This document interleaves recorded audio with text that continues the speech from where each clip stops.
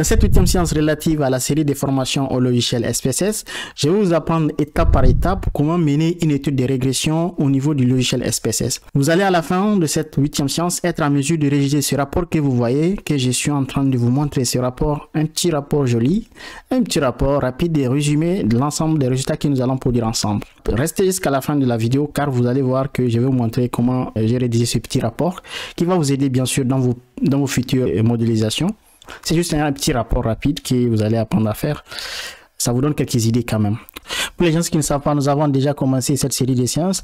On est arrivé jusqu'à cette séance. Vous allez trouver en fait le playlist en description de la vidéo. En fait, le playlist contient l'ensemble de cette série de séances. Vous pouvez les regarder pour les gens qui n'ont pas encore regardé. Avant de commencer, veuillez d'abord télécharger cette base de données. Le lien se trouve en description et vous allez revenir au niveau de votre logiciel SPSS. Je vais vous montrer comment importer cette base de données que nous allons utiliser. Maintenant que vous avez téléchargé la base de données, on va importer. Je vais vous montrer comment importer cette base de données au niveau du logiciel SPSS. Pour cela, il faut ouvrir votre logiciel SPSS. Vous allez voir en fait par défaut cette fenêtre là. On va pas travailler avec cette fenêtre si ça s'affiche. Vous allez cliquer sur ce croix et vous quittez. Soyez sûr que c'est au niveau de cette fenêtre que vous êtes. C'est-à-dire là où vous voyez les colonnes et vous avez les lignes 1, 2, 3, ainsi de suite. Vous allez voir plusieurs détails. Ne vous inquiétez pas. Nous allons importer la base de données à partir de fichier. Vous allez voir quelque part fichier. Cliquez sur fichier. D'accord? Et vous allez voir cette fenêtre là. Vous allez voir quelque part importer les données. Cliquez sur importer les données et vous glissez votre flèche. Vous allez voir ici Excel. La base de données que je vais importer, c'est un fichier Excel. Donc je vais cliquer sur Excel. Et vous allez voir une fenêtre qui va apparaître. Alors cette fenêtre que vous voyez va vous permettre d'importer la base de données.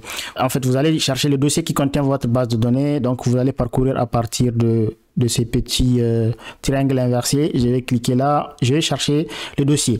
Moi je suis déjà au niveau des stats courses. C'est là où se trouve mon dossier, le fichier. Donc je vais cliquer sur Wedge. Donc ça c'est la base de données que je vais importer. Ok, donc je clique sur ça et vous allez voir ici le nom va apparaître. Vous voyez ici le nom apparaît, nom du fichier ici. D'accord. Et lorsque vous voyez ça, vous allez vous déplacer, vous allez voir ouvrir, vous cliquez sur ouvrir. D'accord. C'est au niveau de ouvrir qu'on va cliquer maintenant. Donc on clique sur ouvrir, vous allez attendre. Une fois que vous allez attendre quelques secondes, vous allez voir cette fenêtre qui va apparaître. Ok, soyez sûr que la feuille qui contient la base de données est bien spécifiée. C'est à ce niveau il faut le faire. Il faut choisir la feuille qui contient les données. Donc moi c'est une seule feuille, donc par défaut je garde ça. Soyez sûr que ici ce carré là est coché, celui-là. Il faut savoir que ça doit être coché. Si vous ne cochez pas ça, c'est que en fait la première ligne ne va pas être considérée comme en fait la ligne contenant le nom de variable. Donc soyez sûr que c'est coché. D'accord. Et puis vous restez tout par défaut et vous allez cliquer OK. D'accord. Et voilà, vous allez voir la base de données sera importée. Voilà la base de données qui vient d'être importée. Première chose qu'il faut faire, c'est de savoir que il faut vérifier d'abord les types de variables. Peut-être que les types de variables ont été mal spécifiés. Il faut vérifier que les variables ont été bien spécifiées. Il faut passer au niveau des vues des variables. Ok.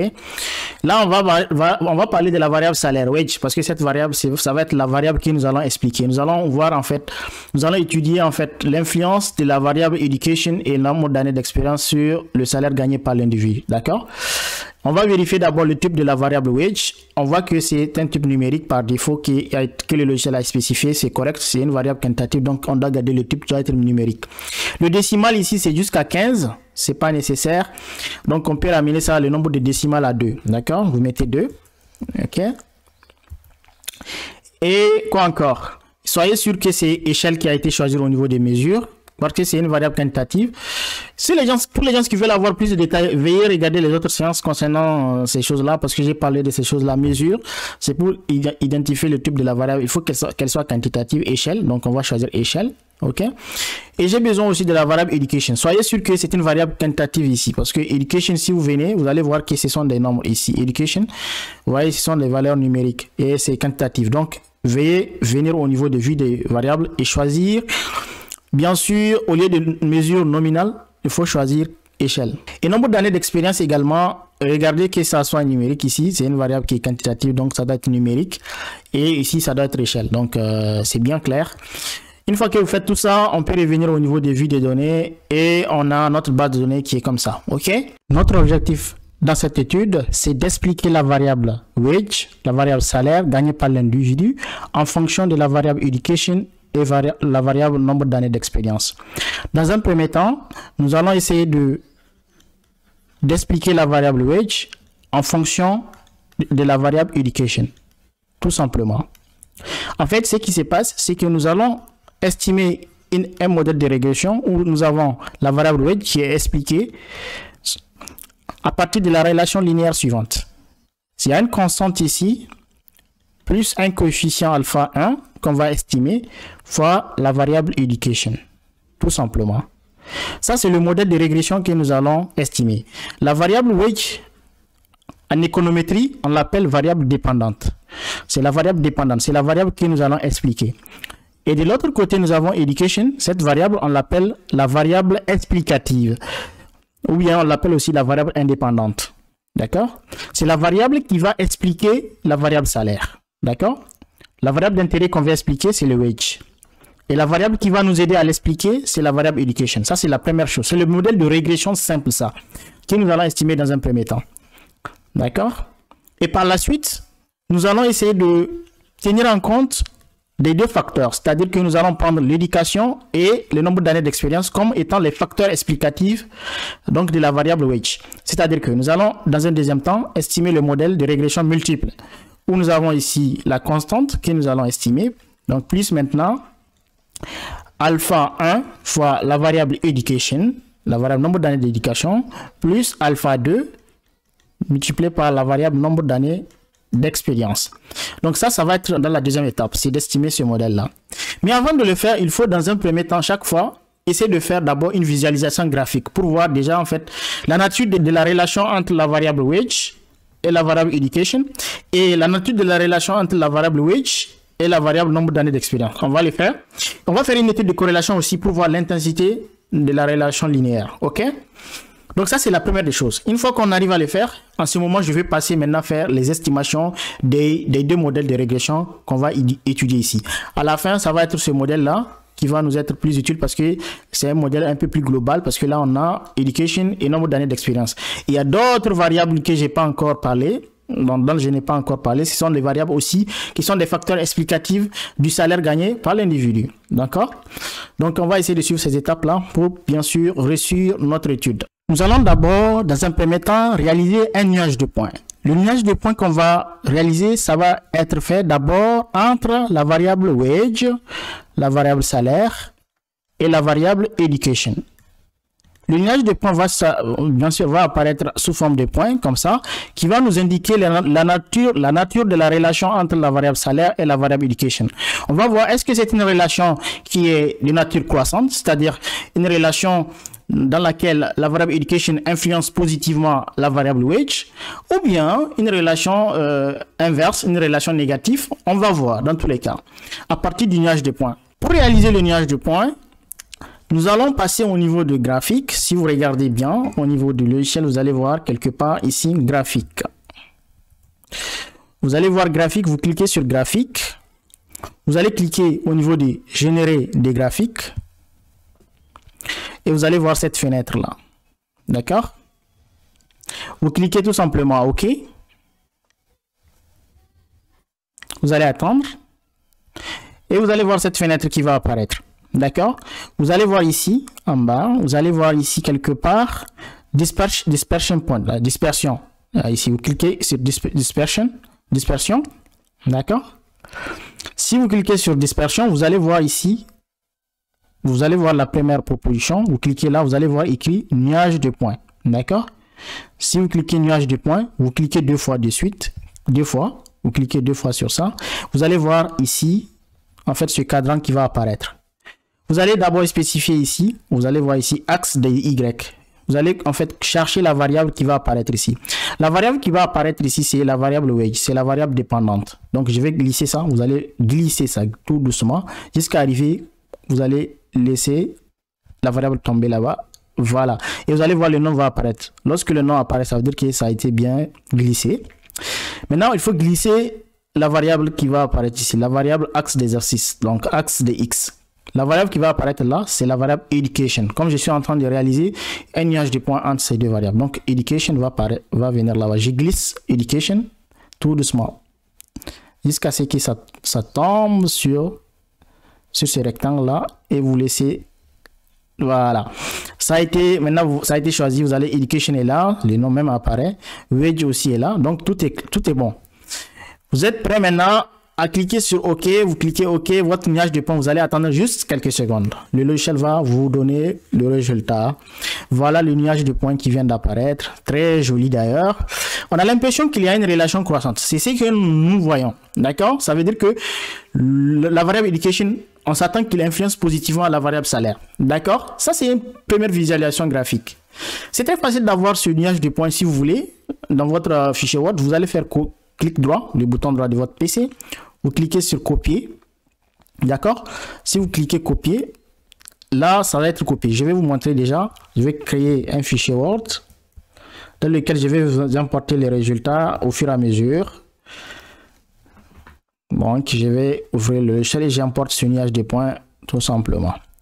Cliquez sur créer un nouveau nuage de points. Donc, voilà. Donc, je peux faire CTRL V et vous allez voir le résultat, c'est le nuage de points. Je vais réaliser le nuage de points maintenant entre la variable wage et la variable nombre d'années d'expérience.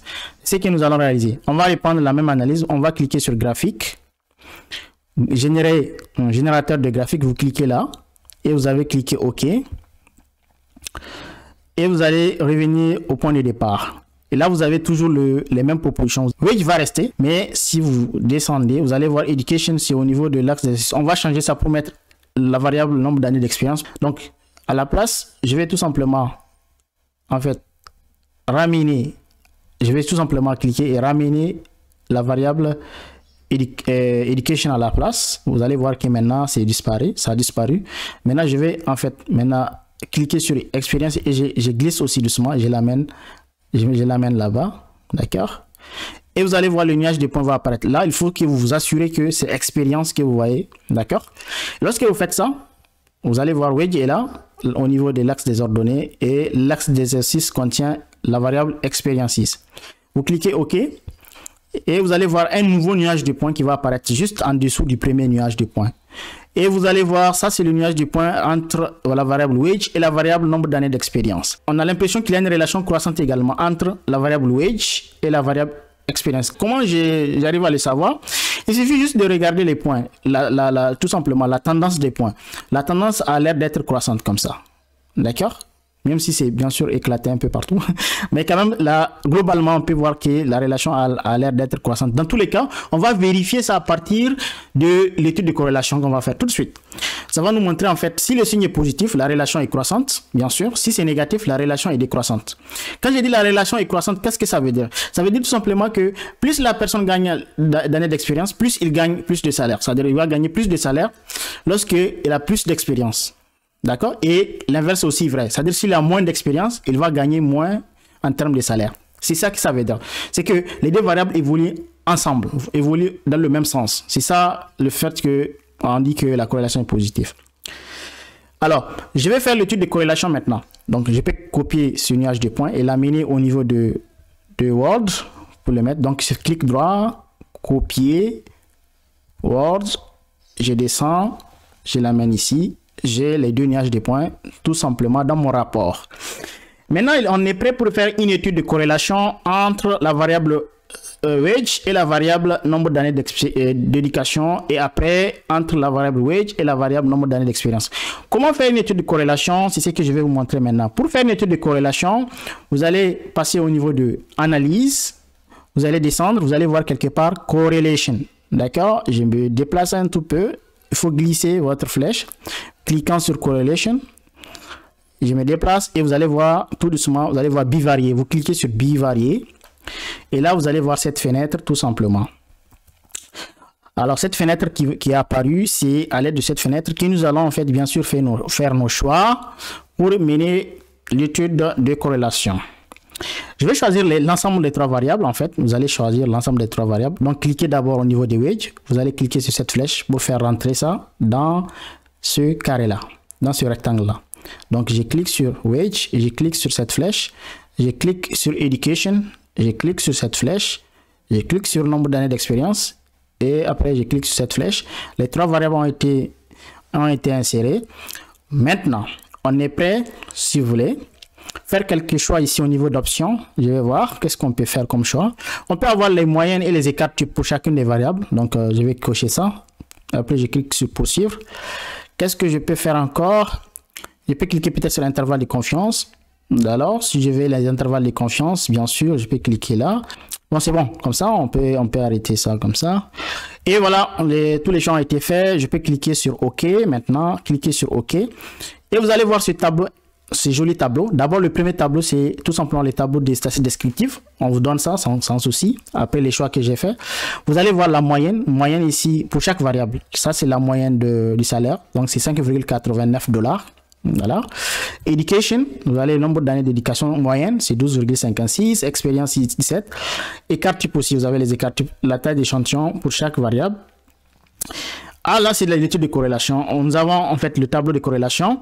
Si vous regardez bien, wage, la variable wage, si vous regardez ici, c'est wage que vous avez ici et vous avez wage. Si vous croisez wage et wage, vous allez trouver 1 ici. Pourquoi c'est 1? C'est parce que la variable wage est corrélée parfaitement par rapport à elle-même. C'est pourquoi vous avez 1 ici. Donc, c'est tout à fait normal. Wage, croisé maintenant à education, vous allez avoir le quotient de corrélation, c'est 0,40 ici.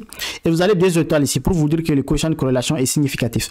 Si vous regardez en bas ici, les 2 étoiles indiquent la corrélation est significative au niveau de 0,01. C'est-à-dire qu'il est significatif. Il est bien sûr à considérer. Et si vous regardez un peu plus, vous allez voir ici expérience. Si vous croisez wage et expérience, vous allez trouver ici 0,11. Le quotient de corrélation, c'est 0,11. Et c'est positif en fait, les deux sont positifs. C'est-à-dire que ces deux variables, on s'attend qu'ils influencent positivement la variable wage. C'est-à-dire on s'attend que ces deux variables influencent positivement la variable salaire. Et si vous regardez en bas, c'est le même constat que vous allez faire. Education croisé à wage, vous allez trouver pratiquement les mêmes coefficients. Chaque fois que vous croisez les deux mêmes variables, vous allez trouver les mêmes coefficients. Si vous croisez ici education et wage, au niveau de, bien sûr, de la deuxième ligne ici, education, vous allez voir 0,40. C'est la même valeur que vous avez trouvée ici. C'est tout à fait normal. Alors là, c'est tout simplement globalement, en fait, ce que vous pouvez dire sur les corrélations. Je vais m'attendre, bien sûr, que voilà, les deux variables doivent influencer positivement. Si je trouve le résultat contraire, ça peut dire que je vais douter des résultats. C'est juste quelques idées que vous avez maintenant. On va faire l'étude de régression maintenant pour vérifier ce que nous avons déjà fait comme constat. Maintenant, il est temps d'estimer notre premier modèle de régression qui est le modèle de régression simple, où nous allons expliquer la variable wage à partir de la relation simple. Ici, vous avez la constante fois un certain paramètre alpha 1 fois la variable education.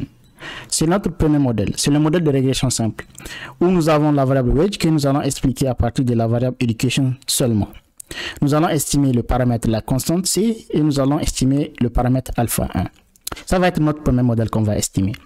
Allons-y, on va faire l'estimation.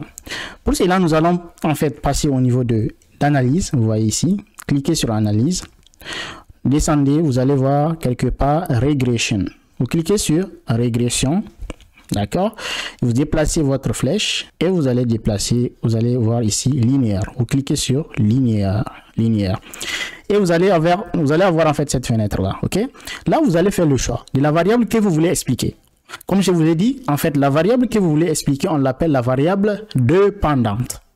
Donc, la variable que vous voulez expliquer, donc ça va être la variable wage. On va cliquer sur wage. Donc, cliquez sur cette flèche. Donc, la variable wage a été, bien sûr, ajoutée. Il est temps maintenant de faire le choix des variables indépendantes. C'est ici qu'on va intégrer les variables indépendantes. Quand on dit variables indépendantes, il s'agit tout simplement, on les appelle aussi les variables explicatives.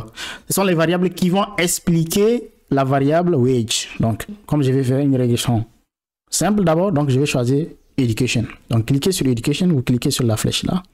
Et je viens de faire rentrer cette variable education. On va faire quelques choix au niveau des statistiques. Cliquez sur les statistics. Alors là, nous allons garder estimation, nous allons garder qualité de l'ajustement, d'accord? Si vous voulez, on peut avoir d'autres informations. On peut avoir descriptif si on veut. Moi, je pense que c'est déjà bon par défaut. On n'a pas besoin de cocher autre chose. Donc, vous pouvez cliquer pour suivre. Et quoi encore? Je pense que tout est bon. Vous allez cliquer OK, d'accord? Et vous allez attendre. Le logiciel vous présente ces résultats-là. Regardez bien. On a écrit ici régression. D'accord? Vous avez les variables introduites.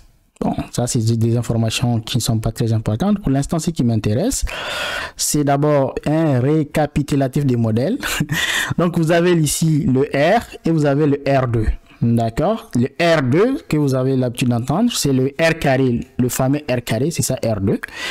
Et le R tout court ici, c'est tout simplement en quelque sorte le coefficient de corrélation, le R là dont vous voyez. C'est le coefficient de corrélation entre wage et la variable education.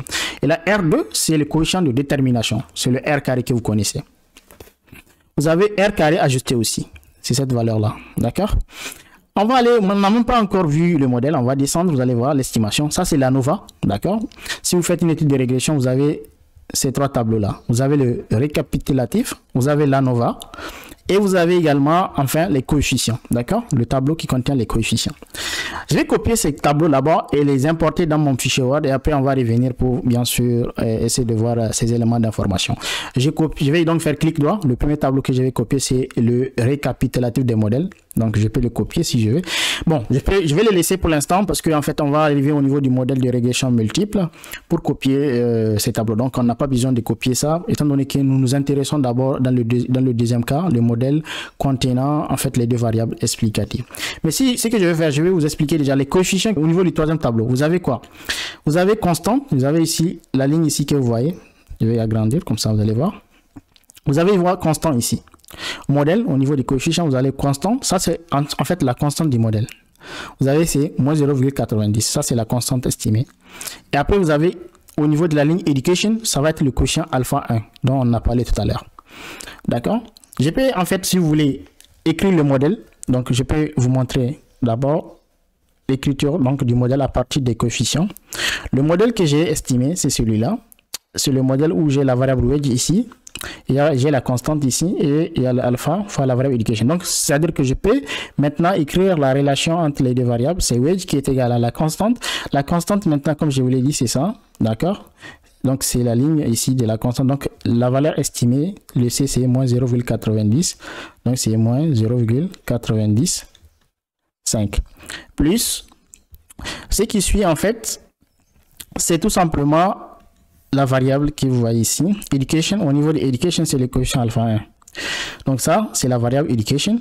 Et si vous regardez ici au niveau de la deuxième colonne, la valeur correspondant au niveau de la ligne education, c'est 0,541.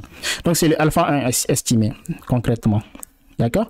Donc c'est 0,54 multiplié par la variable education. Et voilà, donc ça c'est le modèle de régression tout simplement estimé, modèle de régression bien sûr simple. Qu'est-ce que vous remarquez? Vous remarquez que en fait le coefficient ici est positif, comme on s'attend que en fait la variable education influence. Et on se rend compte que effectivement que la variable d'après notre modèle de régression simple, la variable education influence positivement. D'accord? Et bien sûr après il faut vérifier si ce coefficient-là est significatif, parce que sur le plan statistique, il faut tester ça pour voir si c'est vrai. Est-ce que c'est pas nul? Donc on a les tests de significativité. C'est ainsi que vous allez voir ici au niveau de, il y a une colonne qui contient ici les T des students, et vous avez aussi sig. Ici c'est le p-value, la p-value de la variable education. Vous allez voir que c'est inférieur à 0,01. C'est-à-dire que la p-value est très faible. Donc elle est même inférieure à 5%. Donc ça veut dire que la variable education est significative, est réellement significative. Alors là, je fais la régression simple. Il est temps maintenant de vous montrer comment faire la régression multiple. Je vais le faire tout de suite. Non, c'est ce qu'on va faire maintenant. Alors, il est temps de faire ça. Allons-y maintenant. Vous allez passer toujours au niveau d'analyse. Hein. On va rester toujours ici. Tout en restant ici, on peut aller directement au niveau d'analyse. Ici. Alors, on va revenir. On va cliquer sur Regression. Déplacer la flèche. On va passer au niveau de linéaire. Cliquez sur linéaire. On va revenir comme tout à l'heure au niveau de cette fenêtre. Déjà, en fait, comme vous avez fait un premier choix, on va vous donner les valeurs par défaut. Donc, on a fait le choix. Wedge va rester toujours. D'accord. Education a été déjà choisi. Maintenant, je vais mettre la variable experiences. Donc, cliquez sur ça. Et je clique sur cette flèche. Donc, les deux variables maintenant, les deux facteurs explicatifs ont été mis. On va cliquer OK. Cette fois-ci, en fait, c'est les résultats de la régression multiple, tout simplement. Si vous remarquez, en fait, le R carré ici, au niveau de ce tableau-là, récapitulatif des modèles, R carré a augmenté. Parce que nous avons, en fait, encore ajouté une variable explicative. Donc, le R carré étant, en fait, la proportion, tout simplement expliquée, donc, de la variabilité de la variable salaire. 22,5% de la variabilité de la variable salaire, on peut tout simplement attribuer ça à ces deux variables. Et après, on descend, vous allez voir l'ANOVA. L'ANOVA, c'est pour pouvoir étudier tout simplement le modèle de façon globale, en fait. On va étudier la significativité globale du modèle. Je vais faire une science, bien sûr, la science qui va venir va être portée sur les tests statistiques pour valider votre modèle de régression. La science 9 va porter sur ça. Donc, on va tester les hypothèses des validations du modèle. Parce que là, je vais vous montrer tout simplement comment faire le modèle de régression multiple, comment pouvoir faire un petit rapport de vos résultats. Et bien sûr qu'il faut valider ce modèle, il faut faire les tests d'hypothèses. Là, vous avez dans le tableau 3, vous avez coefficient. Donc, dans ce tableau, vous avez, comme tout à l'heure, la constante. Regarde bien. Au niveau de cette colonne, vous avez la valeur de la constante maintenant. La constante, c'est devient ça. Il faut savoir que au départ, c'était quoi? Nous voulons tout simplement estimer la relation constante ici plus alpha 1 fois la variable education. D'accord? Alors, plus alpha 2. Cette fois-ci, parce que nous avons deux variables explicatives. La variable experiences. D'accord. Donc, les résultats, en fait, de nos estimations nous permet de dire quoi? Nous permet de dire qu'on peut avoir cette relation. C'est la relation, la variable wage est égale. La constante qui a été estimée, vous allez trouver ça ici. La ligne de constante ici, c'est cette valeur-là qu'on va prendre, c'est moins 3,39,1. Plus alpha 1, c'est tout simplement 0,64. Donc, plus 0,64 fois la variable education, donc fois education, plus, maintenant pour avoir le coefficient relatif à la variable experiences, on regarde toujours la colonne, la ligne de la variable experience, on passe au niveau de la deuxième colonne, c'est là où on a les coefficients. Le coefficient c'est 0,070, donc plus 0,070 fois la variable expérience. Voilà en fait le modèle de régression multiple estimé, tout simplement. Il est temps maintenant de copier ces résultats que nous avons, les trois tableaux. Enfin, voilà le rapport d'étude que je vous ai promis que vous allez apprendre à rédiger après avoir produit les résultats de l'analyse de régression au niveau du logiciel SPSS. Dans tous les cas, je vais vous mettre le rapport en fait en description de la vidéo pour les gens qui veulent le télécharger et le lire pour voir. C'est un rapport très simple en fait. J'ai essayé de le simplifier. En fait, je vais vous montrer les détails, comment je les ai insérés, de quoi il s'agit en fait concrètement. Évidemment, c'est un rapport tout simple que j'ai fait rapidement. Ça veut dire qu'il y a beaucoup de choses qu'on peut ajouter dans ce rapport. Et d'ailleurs, même, il y a les analyses de tests de validation du modèle de régression que j'ai pas encore ajouté. Et c'est parce que j'ai laissé cette science. La science, ça va être en fait la science 9. Donc, je réserve ça pour la science 9 qui va venir prochainement. Dans ce cas, en fait, on va essayer juste de lire en fait ce que j'ai inséré dans ce rapport et on va essayer de voir de quoi il s'agit et quels sont les éléments d'information que j'ai mis dans ce rapport. Dans le rapport, déjà, on commence par une petite introduction. En fait, ça dépend des gens. Bref, introduction. Alors, dans le cadre de cette étude, nous disposons de deux hypothèses que nous voulons tester, à savoir l'hypothèse 1, la variable education influence positivement le salaire gagné par un individu. La deuxième hypothèse, la variable nombre d'années d'expérience a une influence positive sur le salaire gagné par un individu. Bon, on suppose que ce sont les deux hypothèses que nous voulons en fait tester dans le cadre de cette étude de régression multiple. Bien sûr qu'on peut avoir plusieurs hypothèses, hein, ça dépend maintenant parce que nous n'avons pas considéré d'autres variables.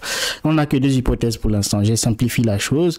Alors donc, dans un premier temps, nous allons d'abord mener une étude descriptive des variables et par la suite, nous allons présenter les résultats de l'étude de régression. Bon, c'est vraiment une introduction très simple. Alors, la étude descriptive des variables, bien sûr, en fait, j'ai essayé de faire une étude descriptive univariée, on l'a fait ensemble. Ce que j'ai mis ici, c'est juste, en fait, l'interprétation rapide. D'après le tableau ci-dessus, on constate que le salaire moyen est égal à 5,89 $. C'est le résultat que vous voyez ici. Le nombre moyen d'années d'éducation est autour de 12,56 ans. Si je n'ai rien fait, j'ai juste essayé d'interpréter le résultat qui est ici. Donc pour le nombre d'années d'expérience, c'est 17 ans. Donc c'est juste en fait une petite interprétation rapide des résultats que nous avons. Bien sûr qu'on peut ajouter beaucoup d'autres informations. On peut avoir la médiane, on peut avoir aussi d'autres indicateurs. Mais pour l'instant, c'est juste pour simplifier les choses. Étude descriptive multivariée. Quand je dis multivariée, c'est parce que là, je vais en fait lier les variables. Donc Je vais parler d'études descriptives multivariées. Donc là, je vais parler du niage des points. Et également, en fait, là, l'étude de corrélation, voilà, vous avez les tableaux de corrélation. J'ai interprété juste les résultats du niage des points et également du tableau de corrélation. À partir des deux niages des points, on remarque une relation croissante entre la variable salaire et la variable nombre d'années d'éducation et également une relation croissante entre la variable salaire et la variable nombre d'années d'expérience. Ce constat, on l'a fait au niveau des nuages des points, au niveau de la production des résultats. Je vous ai expliqué tout à l'heure. Donc, ce sont juste ces graphiques en fait que je suis en train d'interpréter. Du coup, on s'attend au niveau des résultats des régressions multiples que ces deux variables explicatives influencent positivement la variable salaire. C'est-à-dire quand je vais mener l'étude des régressions multiples, je m'attends à des influences positives de ces variables-là sur le salaire gagné par un individu. Donc, c'est ce que je suis en train de dire ici. En outre, le tableau de corrélation signale que les coefficients de corrélation sont tous positifs. C'est juste pour encore renforcer les résultats. Je dis qu'en fait, si je regarde les tableaux de corrélation, si vous regardez juste ici, vous avez déjà j'ai interprété les résultats. Donc, les coefficients, je vous ai dit que les coefficients de corrélation dans les deux cas de figure sont tous positifs.